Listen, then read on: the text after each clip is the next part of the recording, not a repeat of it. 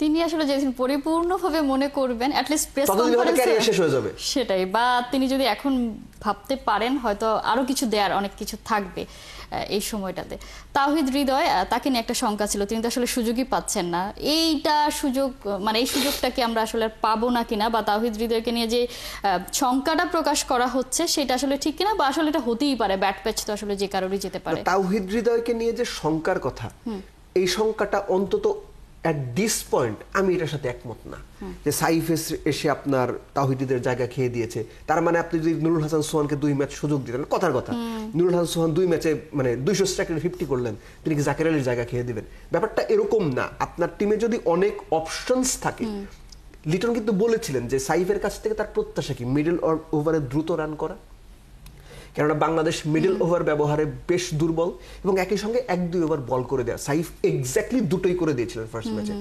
এখন তাওহিদ হৃদয় যে প্র্যাকটিস ম্যাচটা বাংলাদেশ এইচপির সঙ্গে খেলো, সেখানে তিনি 27 বলে 50 করেছেন। এটা কি আপনাদের মনে আছে? অনেকের মনে নেই, অনেকে জানেই না। সো জিনিসটা হচ্ছে তাওহিদ হৃদয়ের ব্যাটিং নিয়ে রিসেন্ট প্রশ্ন উঠেছে। এখন প্রশ্ন ওঠা মানেই যে তাকে বাদ দিয়ে দিতে হবে, প্রশ্ন ওঠা মানে কি এই যে সাইফ আসছে আর তাওহিদ হৃদয়ের জায়গা নেই, আমি এইটা কোনোভাবেই সমর্থন করি না। কারণ আপনার অপশনস যত বেশি থাকবে আপনার ভালো করার সম্ভাবনা তত বাড়বে। আমি জাস্ট একটা জিনিস মানে রিস্ক ফ্যাক্টর মনে হয় আমার কাছে এই জন্য যে আপনি বিশ্ব ক্রিকেটে প্রচুর এরকম উদাহরণ পাবেন যে একটা ভালো দল পুরো টুর্নামেন্টে ব্যাটিং ওয়াইজ ভালো করছে, 1-2-3 সর্বোচ্চ 4, 1-2-3 সর্বোচ্চ 4, টানা এরকম 3-4 ম্যাচ খেলে যাচ্ছে। সেমিফাইনাল ফাইনালে গিয়ে হঠাৎ করে টপ অর্ডার কলাপস করছে, মিডল অর্ডারের তখন দায়িত্ব পড়ছে, এন্ড দে ফেইল্ড মিজারেবলি। বাংলাদেশের এই ঘটনাটা ঘটে কিনা এটা দেখার জন্য আমি এশিয়া কাপে খুব অধীর আগ্রহে অপেক্ষা করব, এবং I will be very glad if I prove wrong. কিন্তু এটার একটা খুব ভালো সম্ভাবনা আছে।